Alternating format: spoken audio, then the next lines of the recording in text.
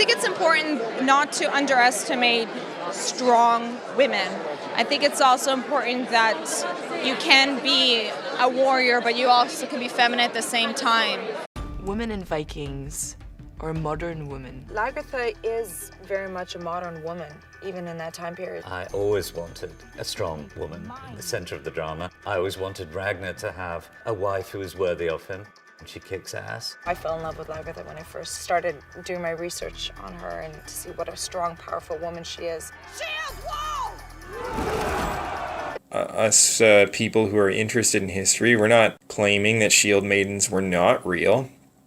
But the best sort of explanation of shield maidens were that they were younger women who were, given basic training with weapons to be able to defend their homes, their children, and their villages when the men were away, either working in the fields or fighting or fishing.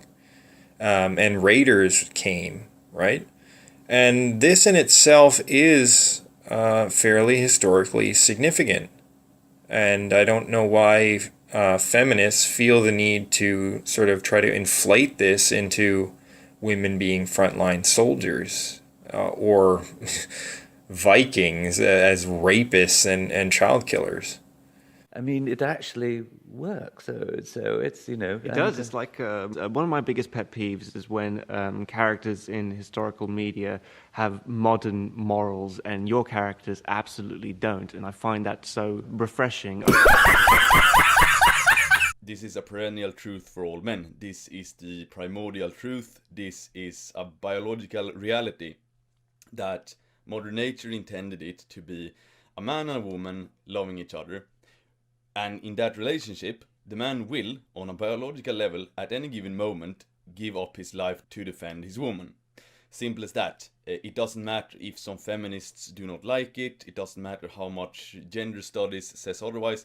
It is the truth. It is the objective truth that is in our biology as men to protect our women. It is true today, and it was true 1,000 years ago in Viking Age Scandinavia. Now then, we know this, I have told you this, and this is true. So, with that said, how would it be possible for these gallant Viking warriors to say to themselves, okay, cool, we're gonna bring our wives out to the battlefield with us so that they can jeopardize their lives? It is so incongruent with the primordial truth, I don't even know where to begin. Of course, the men would not bring their wives onto the battlefield. It's so obviously not the case, because it goes against the very nature of human biology. And I mean, everyone realizes this today. You would not let your woman go out and put herself in a dangerous situation because that's your job. We know this now, even despite decades of brainwashing. So then would anyone think that 1,000 years ago, when Swedish men had top-tier testosterone levels, that they would then say to their wives like, oh, of course, my love, you can endanger your life? No, absolutely not. The key, the biological role of a man is to defend his woman. And the best way to defend your woman is not to bring her out on the battlefield. It is absolutely preposterous.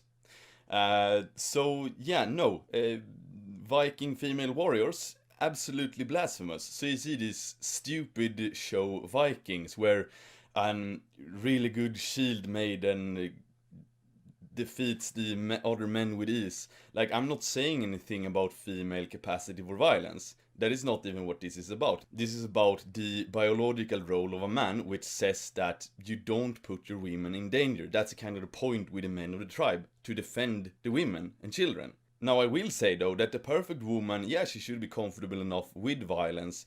I mean, if she can shoot a gun, if she's a good marksman, if she can throw a punch, if she can throw a kick, if she is physically fit and healthy, yeah, that is requirements as well. That is really good. But that doesn't change the fact that you don't put women in the front lines. Simple as that. So feminists might argue like, oh, you doubt female capacity, etc. That's another topic, but like the main topic is that it is an affront to the honor of my ancestors by saying that they were to put these women, put their wives, that they were supposed to defend, in harm's way by having them in the front lines. It is not the case, and it is bothersome, to say the least, to see this sort of shield maiden myth, because, I mean, what does that say about the men? What does it say about her brothers, her husband, her father, that allows her to put herself in harm's way, etc.? It is absolutely not congruent with the primordial truth, and that is what I want to elaborate on here. So, archaeological findings aside, that doesn't really matter. What matters is that it is completely not logical one bit if you study the biological purpose of men. And then some feminists might argue otherwise, but that is just the biological reality. It's not something I just came up with because it suits my worldview.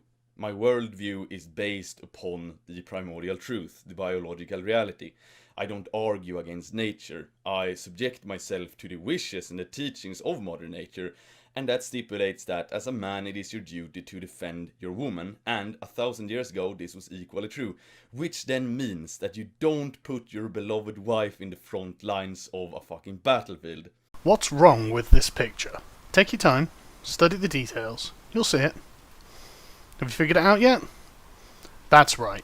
The consistency of the paint on this guy's shield clearly shows it to be modern acrylic. Utterly ahistorical. Invented hundreds of years after the Viking invasions. 3 years ago, Science Fair magazine put an article up entitled "Invasion of the Viking Women Unearthed." So much for Hager the Horrible and his stay-at-home wife Helga. Viking women may have equaled men moving to England in medieval invasions. Suggests a look at ancient burials. And in their desperate quest for legitimacy, feminist bloggers and article writers across the woman sphere have taken this and run with it. Such as this article on the Globe. Half of Viking invaders may have been women, says study. Turns out that smoky-eyed shield maidens such as Lagertha, wife of mighty Ragnar, aren't just a feminist fantasy. In fact, Norse invaders in eastern England may have included as many women as men. Because if half of them are women, then half of them must have been shield maidens. It's not like Vikings brought their families over to settle in England after they'd conquered the Danelaw. This article from the geniuses of Tor.com goes one better. Better identification of Viking corpses reveals half of the warriors were female. Shield maidens are not a myth. A recent archaeological discovery has shattered the stereotype of exclusively male Viking warriors, sailing out to war while their long-suffering wives wait at home with baby Vikings. We knew it! We always knew it! Oh my god, confirmation! Oh god, this makes me feel so good! Nature World News confirms this. More than Thor, half of Viking warriors were female. Thor apparently isn't the only Viking warrior who's allowed to be a woman, even though it's not about being allowed, and Thor wasn't a Viking warrior. A close examination of Norse remains has revealed that a good half of the invading party that tore through eastern England in the 800s and 900s AD was female, and evidently centenarians. These results, 6 female Norse migrants and 7 male, should caution against assuming that the great majority of Norse migrants are male, despite other forms of evidence suggesting the contrary, the authors of the study wrote. Note they say migrants and not warriors, but the result of an almost 50-50 ratio between Norse female migrants to Norse males is particularly significant when some of the problems with osteological sexing of the skeletons are taken into account. It has long been thought that Norse females had accompanied the invaders, who eventually founded the Danelaw, but it was assumed that the women were heavily outnumbered by the men and stayed back at the camp or eventual settlements while the men went to war, even though none of this evidence proves that they weren't doing that. It's now revealed that Norse culture, full of mythology with shield maidens, fierce goddesses and winged valkyries, may not have judged a warrior by their sex. Jeez. Study author Shane MacLeod from the Centre of Medieval and Early Modern Studies at the University of Western Australia added that this could also indicate that Vikings arrived in England less so as bloodthirsty ravagers and more as colonists looking to get hitched, who just happened to really like their swords. Which is doubtless why the English chroniclers of the time reported them to effectively be bloodthirsty pagan demons who raped and pillaged and murdered their way across most of England. They doubtless did this because they were a bunch of fucking misogynists, and the ranks of Norse warriors coming against them were almost half female. The Tor article says, it's been so difficult for people to envision women's historical contributions as solely getting married and dying in childbirth, but you can't argue with numbers, and 50-50 is pretty damn good. Wait, what? Hang on, why has that been difficult for envision that women didn't just get married and then die in childbirth? But the presence of female warriors has researchers now wondering how accurate the stereotypes of raping and pillaging actually are. I mean, if we check, say, the Anglo-Saxon Chronicle for the year 793, this year came dreadful forewarnings over the land of the Northumbrians, terrifying the people most woefully. These were immense sheets of light rushing through the air, and whirlwinds, and fiery dragons flying across the firmament. These tremendous tokens were soon followed by a great famine, and not long after, on the 6th day of the Ides of January in the same year, the harrowing inroads of heathen men made lamentable havoc in the Church of God in Holy Island by rapine and slaughter.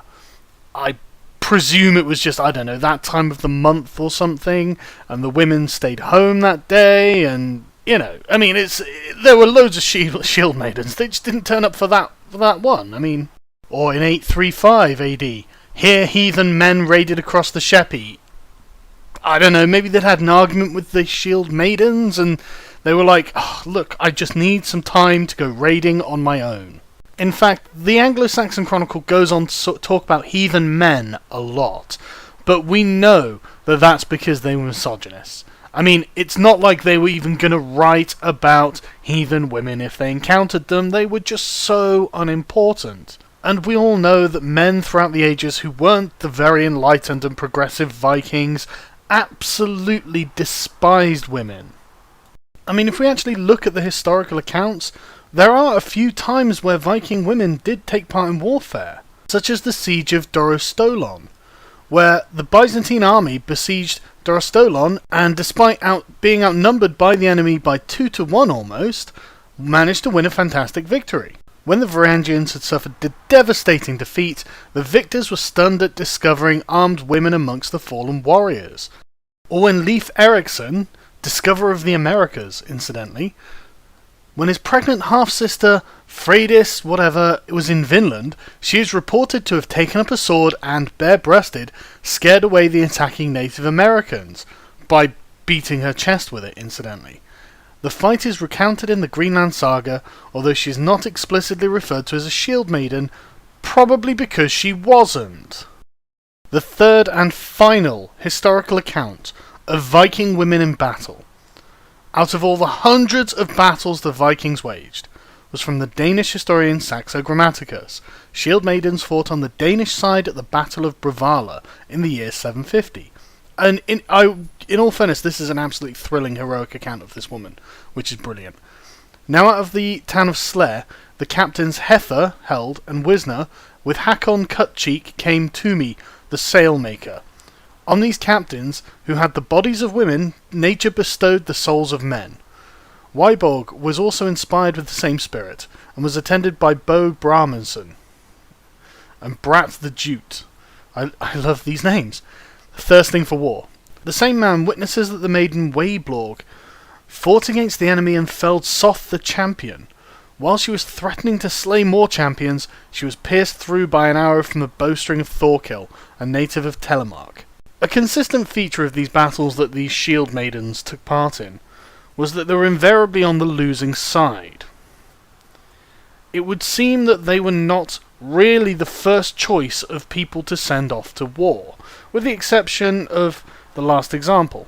I don't mean to downplay the heroism of the women who took part in this, and indeed the sexual dimorphism present in humans actually, in my opinion, makes their efforts all the more heroic. Aggregated data of absolute strength indicates that females have, on average, 40 to 60% of the upper body strength of males, and 70 to 75% of the lower body strength. The difference in strength relative to body mass is less pronounced in trained individuals. In Olympic weightlifting, male records vary from 5.5 times body mass in the lowest weight category to 4.2 in the highest, while female records vary from 4.4 to 3.8. This can be seen when we have a look at, say, the strongest woman in the world arm wrestling against some pretty average men. Hi, I'm Jill Mills. I'm the world's strongest woman. Ready, set, go!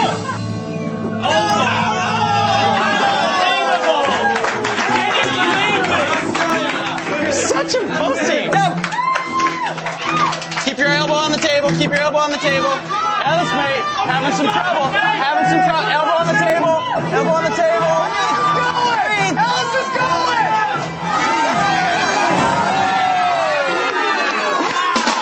Kick-curves match is a left-handed match. Are you guys ready? Yeah. Good luck with that, go! Oh my God, look at that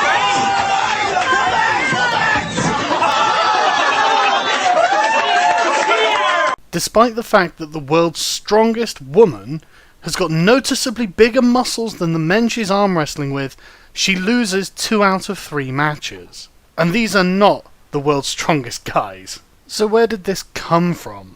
Well, there is some archaeological evidence for the early Norse female settlement, obviously in the form of oval brooches. But this evidence is minimal. The more difficult to date evidence of place names, personal names, DNA samples derived from modern populations suggests that Norse women did migrate to England at some stage, but probably in far fewer numbers than Norse men. Begins the study. However, MacLeod recently notes that burials of female Norse immigrants have started to turn up in eastern England. An increased number of finds of Norse-style jewellery in the last 2 decades has led some scholars to suggest a larger number of female settlers. That's it. Female settlers. That's all they thought they were. Which is why scholarly sites such as medievalist.net are printing articles titled, "Why is this 2011 article on Viking women now getting mainstream media attention?" I know why, you know why, but they don't know, because they don't deal with the cackling, hysterical feminist propaganda of the internet. The feminist journalists are running wild with this, because thanks to modern genetic testing, he and his team were able to determine that 6 out of the 14 burial sites were for women, 7 were for men, and 1 was indeterminable. And some of those grave sites were found with swords and shields in them. And the feminists are using this as absolutely conclusive proof that half of Viking warriors were female. And as medievalist.net point out, because they are actually real journalists, it seems likely that all the media reports currently circulating are simply re-reporting the news that they're seeing on other blogs, in a magnificent example of circular sourcing, and not actually looking at MacLeod's original article, which would be difficult for one to access as it is available only behind a paywall at the Wiley Online Library. I don't think that's a good enough excuse. I think that if you are a journalist and that is your job, you buy the fucking article. I'd really like to give Tor credit here, but they say that commenter Andrew W. gives a wonderfully precise and informative look at the findings, adding some context to the idea of female Viking warriors. The bad news first. While many women have been found buried with weapons, the evidence doesn't support the claim made in the title of equal gender representation on the battlefield. The 2011 study that the article cites concludes, although the results presented here cannot be used to determine the number of female settlers, they do suggest that the ratio of females to males may have been somewhere between a third to roughly equal. The key thing to note is the word settlers. The article is arguing that women migrated from Scandinavia to England with the invading Viking army in the 9th century. Several of these women, the article notes, were buried with weapons, but they are still far outnumbered by the armed men. And that is assuming that these women were warriors, and this wasn't in any way a symbolic gesture. The very, very few times throughout history that women took to the battlefield showed that it was most definitely the exception and not the rule.